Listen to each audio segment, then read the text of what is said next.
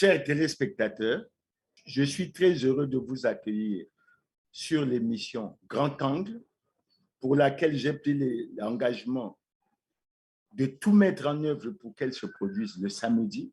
Et aujourd'hui, j'ai choisi de partager avec vous un sujet qui me préoccupe beaucoup, celui qui est de l'indifférence du gouvernement face à la misère et à la souffrance du peuple congolais. Au niveau du Gabon, ça a été le compte. Les images ont circulé sur les réseaux et tout le monde entier a bien pu s'en apercevoir. Près de 500 milliards de francs CFA ont été découverts après des réquisitions chez moins d'une dizaine de quelques gouvernants, ce qui est une somme extrêmement énorme. Et pourtant, les Gabonais propissent dans une misère indescriptible. On a même vu les propriétaires de ces maisons être surpris, être incapables de donner le montant de l'argent qui était trouvé, soit dans les caisses largement ouvertes, soit dans les cantines. On a même découvert au Gabon, et ça a choqué le monde entier, un conteneur plein de billets de banque chez un ancien ministre, chez un ministre en fonction. Terrible image. Et les Congolais se sont posé les questions. Ce n'est pas la même chose dans notre pays. En réalité, lorsqu'on se réfère à ce qui s'est passé au Gabon, avec une information selon laquelle 200 milliards de francs CFA auraient été découverts chez la première dame qui a acquis beaucoup d'appartements au niveau des pays occidentaux, beaucoup d'hôtels et beaucoup d'immeubles de luxe, on peut s'interroger d'où vient cet argent. Mais aujourd'hui, la réponse est claire. Elle donne même la clarification sur ce que l'on a appelé les biens mal acquis. Le débat sur cette question doit être clos parce qu'on se rend compte que cet argent est acquis avec l'argent du contribuable gabonais. Il en est certainement la même chose au niveau du Congo. Ce qui permet même de poser la question et de donner une explication. Comment devient-on milliardaire dans ces pays? Et à ce propos, on peut évoquer une déclaration de Laurent Gbagbo, ancien président ivoirien, qui disait « Quand on fait la politique, on ne peut pas devenir riche. » Celui qui veut être riche, il ne faut pas qu'il vienne faire la politique. Si quelqu'un fait la politique et qu'il devient riche, c'est qu'il est voleur. La politique n'est pas là pour enrichir les gens. En politique, on te donne les moyens pour que tu vives correctement, mais il y a un travail à faire. Si celui qui veut être riche, il fait des affaires. Maintenant, nous allons revenir en ce qui concerne le Congo. En ce qui concerne le Congo, on peut dire que ce débat est clos. C'est les gouvernants eux-mêmes qui avaient déclaré que malgré les efforts entrepris, le Congo n'est pas, hélas, exempt de corruption, de fraude, de concussion, de népotisme et autres. Et ils ont bien indiqué, là, ce sont les gouvernants qui sont interpellés. Mais aucun gouvernant n'a jamais été interpellé dans ce pays. Ils vivent tous dans la quiétude. Et pourtant, les affaires sont bien connues.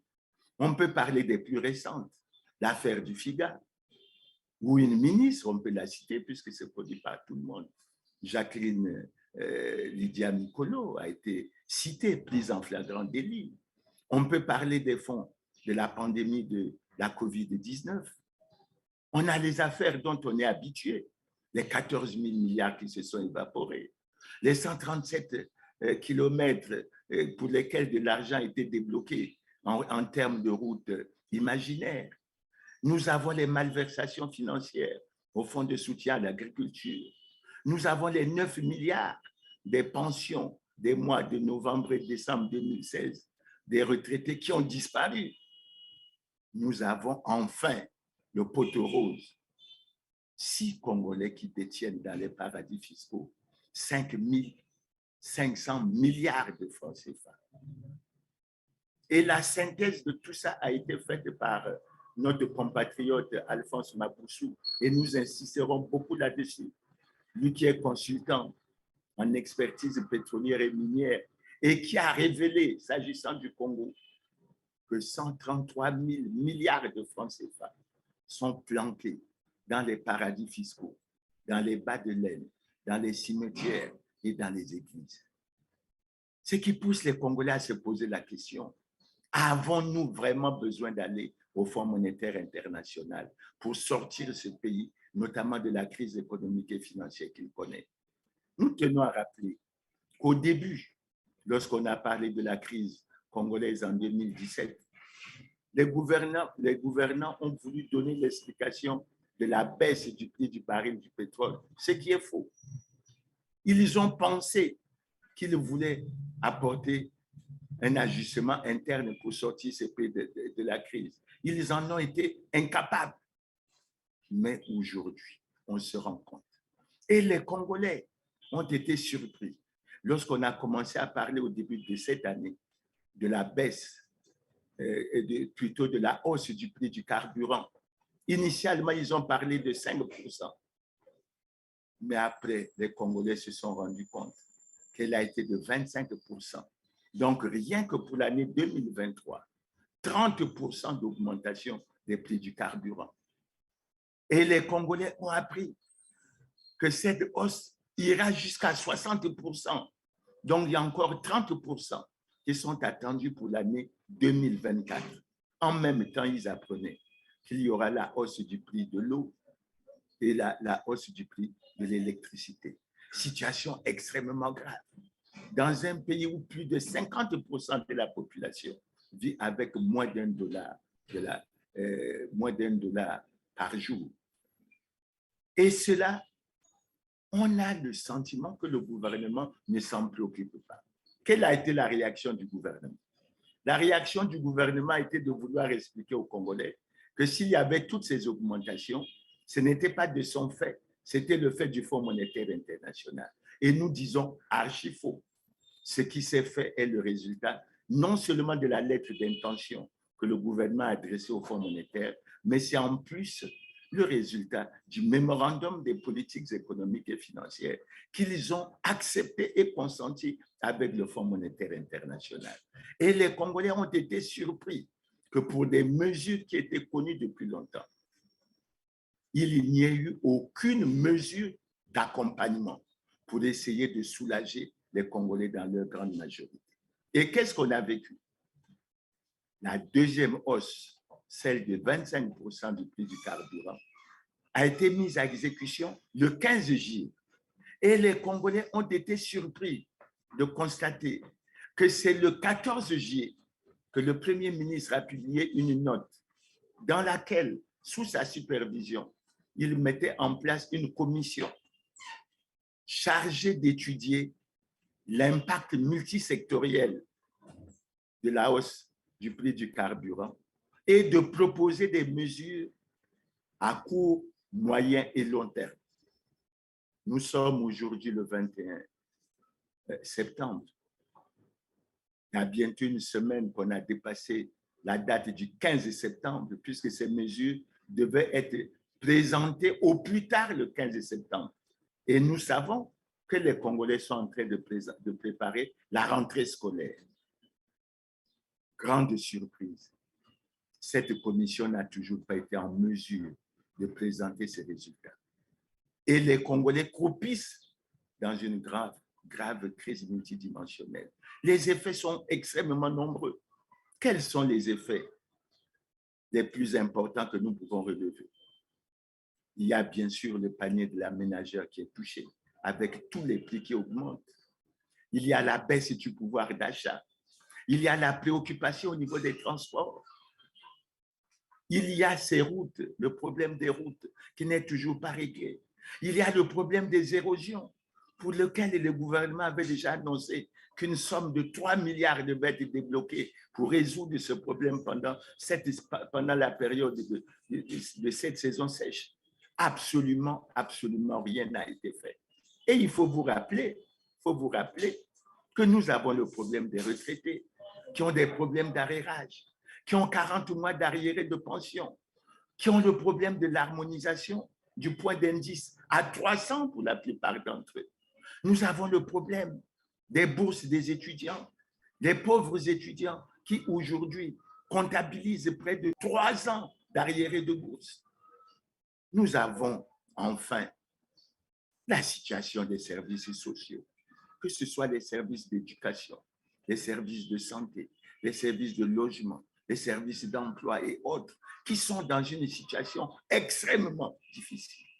Donc, nous avons les Congolais qui vivent une misère à la fois inacceptable et intolérable, tout en sachant que les gouvernants possèdent par devers eux, que ce soit dans leur maison, que ce soit dans les paradis fiscaux, d'énormes sommes qui auraient pu permettre de soulager les Congolais. Mais le comble de tout ne s'arrête pas là.